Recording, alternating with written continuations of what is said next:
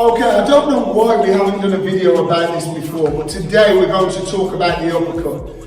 The uppercut is a punch, along with the lead hook, that I see so many mistakes in terms of, I could go ground up, how we load for the punch, how our hips work through the punch, how we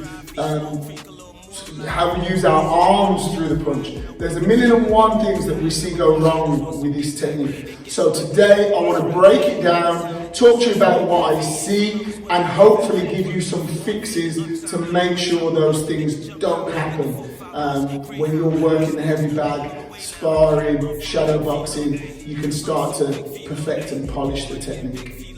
Okay, let's start with what I see as my most common mistake.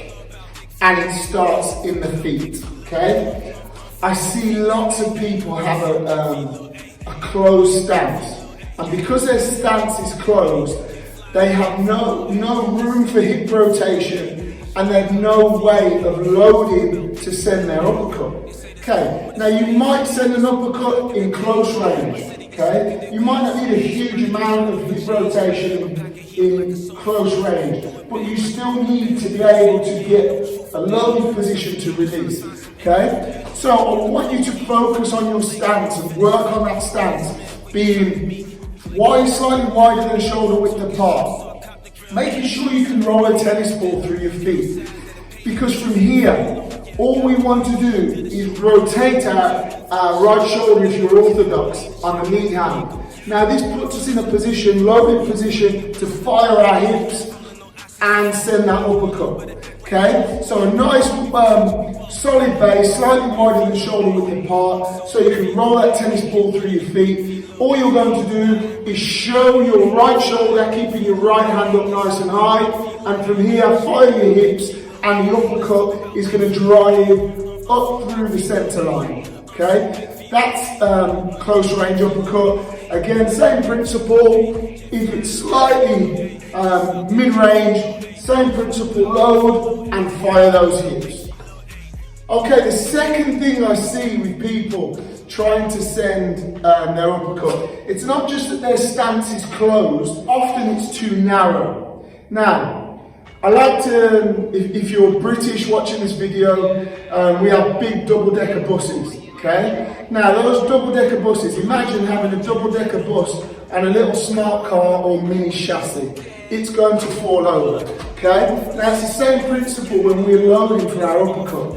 If your chassis is too small, your car is going to topple over. So make that chassis nice and wide.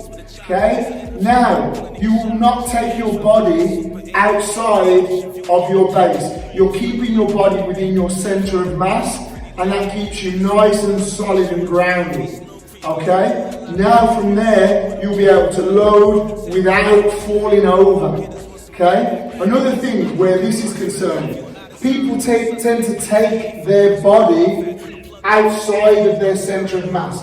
There's a number of reasons why this is bad. One, you're showing your opponent the target, and also you're taking yourself outside of a comfortable, balanced position if you take your head outside of that center of mass. So keep your head in between those feet, load, and then release.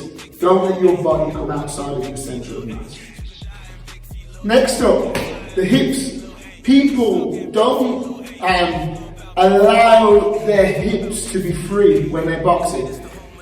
Without hip rotation, you have no power. Your heels, your hips, and your shoulder has to work together to be able to generate any kind of power. Okay? It all has to work together. The power comes ground up, not through your arms. Okay? So I want you to practice rotating and firing, rotating and firing, making sure those heels are just skirting the floor, the weight's on the balls of your feet, and that will allow your hips to rotate. Once your hips are able to rotate, you'll start to drive those techniques and land them with a little bit more power. Okay, the final thing that I want to talk to you about are these, your hands. For some reason, with an uppercut, I see this more than any other punch. People swinging their arms to generate power. Horrendous. And the reason why that's terrible is you're pulling your hands away from your face for a long period of time to wind up a punch. Guess what? You're going to get hit before you hit anybody. Okay? It's really important that we keep those hands up all the time. Think about an uppercut in the same way that you would use a hammer. The power is generated by the handle. All that the head to the hammer does is deliver the punch. Now that's exactly the same for an uppercut. You're going to keep those hands up nice and high, your legs are going to load up and deliver the power, and at the last minute, you're going to pull that hand away from your face to deliver your punch. But the work is done by your legs. This is your protection, and then it delivers when it matters. Thank you for watching today's Uppercut Tips video. If you would like to see another video which I guess breaks down the mechanics of the uppercut in more detail, please let me know in the comments below. I'm happy to do that for you. But I hope those tips will help you feel a little bit more comfortable and be a little bit more mindful of the technique when you're delivering your uppercut. I hope you enjoyed it. Please like, share, comment, subscribe to our channel for the first to see new videos as they go live. See you again soon.